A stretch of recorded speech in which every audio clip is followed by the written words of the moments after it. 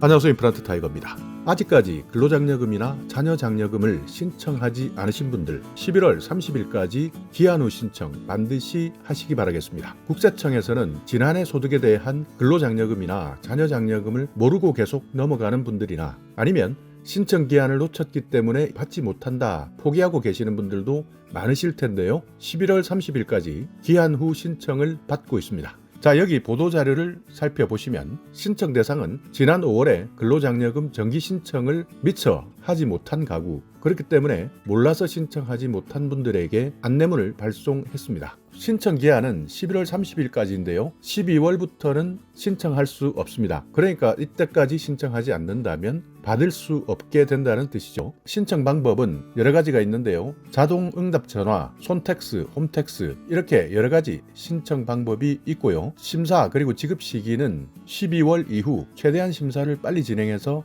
내년 1월 말에 지급할 예정입니다. 다만 여기에서 기한 후 신청은 내가 받을 수 있는 금액의 90%까지만 지급합니다. 그러니까 단독 가구는 최대 150만 원까지 받을 수 있고요. 호벌이 가구는 260만 원, 맞벌이 가구는 300만 원까지 받을 수 있었는데 여기에서 90%까지 지급하기 때문에 단독 가구는 135만 원, 호벌이 가구는 234만 원, 맞벌이 가구는 270만 원까지 지원받을 수 있습니다. 이렇게 기한 후 신청을 도입한 취지는 까먹고 신청하지 않은 분들을 위해서 2014년에 도입했는데요. 6월 1일부터 11월 30일까지가 기한 후 신청 기간입니다. 그러니까 5월 정기 신청 기간을 놓쳤다 하더라도 이후에 신청할 수 있는데 신청할 수 있는 기간이 6월 1일부터 11월 30일까지다. 그렇기 때문에 이제 정말 날짜가 얼마 남지 않았습니다. 신청 대상은 가구 유형이나 소득, 재산 요건을 모두 충족해야 됩니다. 그러니까 여기에서 하나라도 충족되지 않으면 신청할 수 없는데요. 일단 가구 유형은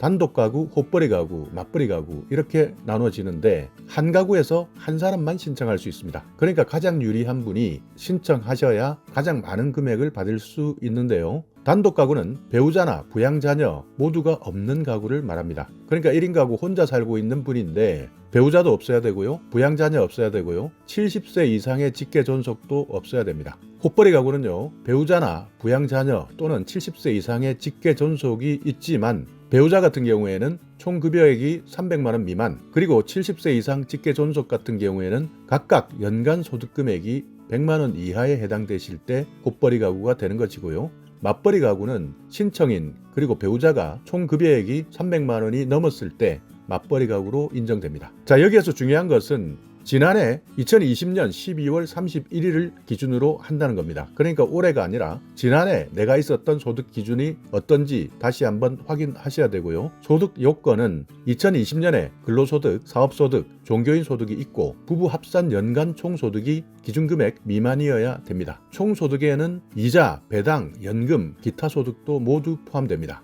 단독 가구 같은 경우에는 근로장려금은 4만 원에서 2천만 원 미만에 해당되셔야 되고요. 호벌이 가구는 4만 원에서 3천만 원 미만, 자녀장려금은 여기에서 1천만 원을 더해서요 4천만 원 미만까지 해당됩니다. 맞벌이 가구는 연간 소득이 600만 원에서 3,600만 원 미만에 해당되셔야 받을 수 있고요. 자녀장려금은 600만 원에서 4천만 원 미만까지 해당됩니다. 자녀장려금은 18세 미만의 부양자녀가 있어야 됩니다. 재산 기준은 2020년 6월 1일 기준인데요. 부동산, 전세금, 자동차, 예금 이런 것들의 가구원 전체의 재산 합계액이 2억 미만이어야 됩니다. 여기에서 부채는 차감하지 않습니다. 근로장려금을 신청하는 방법은 여러 가지가 있는데요. 첫 번째 ARS 전화입니다. 1544-9944로 전화하셔서 신청하시면 되고요. 주민등록번호 그리고 개별 인증번호를 인정하신 다음 신청하는 1번을 누르시고 휴대전화 번호를 입력한 후에 안내에 따라서 계좌나 현금 수령을 선택하시면 신청이 완료됩니다. 그리고 모바일 안내문에서 바로 신청하시는 방법도 있는데요. 카카오톡이나 문자 메시지로 받은 모바일 안내문을 열람하시고 본인 인증을 하신 다음 신청하기 버튼을 누르면 됩니다. 그러면 여기 그림처럼 신청 화면이 나오는데요. 주민등록번호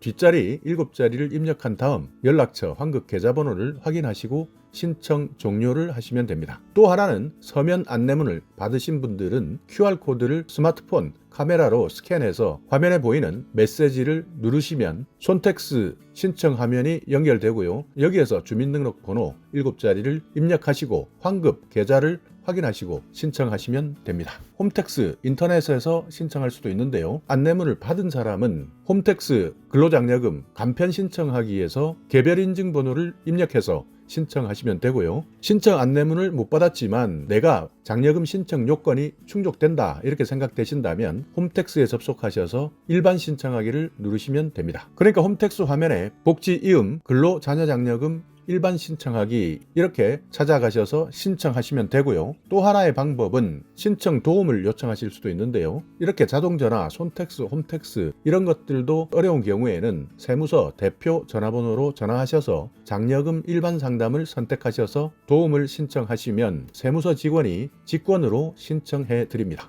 자, 그렇다면 여기 그림에서 보듯이 신청 요건 점검표를 따라서 내가 2020년 소득에 대한 근로장려금이나 자녀장려금을 받을 수 있는지 한번 따라가 보겠습니다. 자, 먼저 근로장려금인데요. 신청인이 2020년에 근로소득, 사업소득, 종교인 소득이 있습니까? 아닙니다 했을 때는 바로 신청이 불가한 것이고요. 있습니다 라고 했을 때는 단독 가구는 2천만 원 미만, 호벌이 가구는 3천만 원 미만, 맞벌이 가구는 3,600만 원 미만인데요. 맞는 분들은 가구원 재산이 2억 미만이냐를 따져봤을 때 해당된다면 신청 가능하다 이렇게 판단하시면 되고요. 자녀장려금은 부양자녀 18세 미만 연간 소득 금액이 100만 원 이하인 자녀가 있습니까? 아닙니다 할 경우에는 당연히 신청 불가지만 맞을 경우에는 신청인이 2020년에 근로소득, 사업소득, 종교인 소득이 있어야 되고요. 여기에서 신청인과 배우자의 총소득이 4천만 원 미만에 해당되셔야 되고 가구원 재산 2억 미만에 해당되시면 신청 가능합니다. 자, 여기에 소득 기준을 한번 살펴보시면 총소득 기준 금액이 단독 가구 4만 원부터 2천만 원 미만까지는 최대 지급액이 150만 원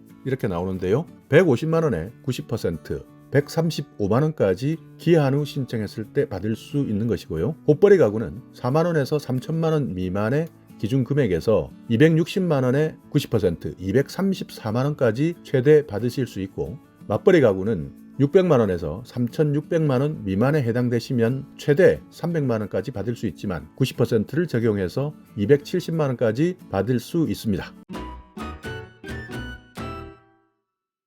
자, 여기에서 기한 후 신청 문답 사례가 있는데요. 자, 기한 후 신청이 또 지났다. 신청할 수 없습니까? 네, 신청할 수 없습니다. 올해 12월 1일부터는 신청하셔도 받지 못합니다. 그러니까 내가 받을 수 있는 근로장려금이나 자녀장려금 사라진다 하는 내용 기억해 주시고요. 혹시 9월에 장려금 신청을 했는데 기한 후 신청을 해야 됩니까? 올해 9월에 신청하신 분들은 2021년 그러니까 올해 상반기 1월부터 6월 소득에 대한 장려금을 신청한 것인데요. 만약 지난해 소득에 대해서 정기 신청을 하지 않았다면 기한 후 신청을 한 번 더 할 수 있습니다. 소득이 없어도 장려금을 신청할 수 있나요? 안 됩니다. 장려금 제도는 일을 하지만 소득이 적어서 생활이 어려운 가구를 지원해주는 제도인데요. 그렇기 때문에 소득이 없다면 장려금은 신청할 수 없습니다. 폐업했습니다. 현재 사업을 하지 않는데 신청할 수 있습니까? 네, 신청할 수 있습니다. 2020년 기준이기 때문에 신청 요건을 다시 한번 확인하시고 지난해에 내가 신청 요건에 해당된다면 신청 가능합니다. 예를 들어서 자영업을 하시다가 올해 3월에 폐업했다. 그렇다면 당연히 지난해 2020년 매출액 신고가 되어 있을 텐데요. 여기에서 소득이나 재산 요건을 따져서 해당된다면 신청하실 수 있고요. 근로장려금, 자녀장려금 신청을 할 때 종합소득세 확정신고 대상인 분들은 확정신고를 하지 않으면 장려금을 지급받을 수 없습니다. 다만 일용근로자나 근로소득 등의 원천징수가 되는 소득이 있는 경우에는 종합소득세 확정신고를 한 것으로 간주합니다. 그리고 단순 경비율 적용 대상 사업자면서 종합소득 금액이 기본공제액 150만 원 이하일 때는 확정신고를 한 것으로 간주하고요. 2명 이상이면서 근로소득, 공적연금, 퇴직소득, 종교인소득, 원천징수 대상 사업소득을 받은 상용근로자이면서 종합소득 금액이 기본공제액 150만 원 이하일 때도 확정신고를 한 것으로 간주합니다. 허위로 신청하면 어떤 불이익을 받습니까? 만약 허위 사실이 확인되면 2년 동안 근로장려금을 지급받지 못하고요. 그리고 사기나 그 밖의 부정한 행위로 허위 신청을 했다면 5년 동안 지급받을 수 없습니다. 자, 오늘 이렇게 근로장려금, 자녀장려금 아직까지 신청하지 않았다면 11월 30일까지 기한 후 신청하시기 할 수 있다. 반드시 기억해 두시고요. 그리고 여기에서 올해 9월 2021년 상반기분에 대한 신청을 하신 분들, 이 중에서 2020년에 대한 장려금을 신청하지 않았다면 이분들은 2번 신청하셔야 됩니다. 그러니까 꼭 내가 2020년에 대한 근로장려금 신청 마쳤는지 한 번 더 확인하셔서 11월 30일까지 날짜 하루라도 지나가면 이번 장려금은 그냥 날아간다 이렇게 생각하셔서 반드시 확인하고 신청하시기 바라겠습니다. 자, 오늘 영상 여러분께 조금이나마 유익한 정보가 있었다면요, 오늘도 구독 그리고 좋아요 부탁드리겠습니다.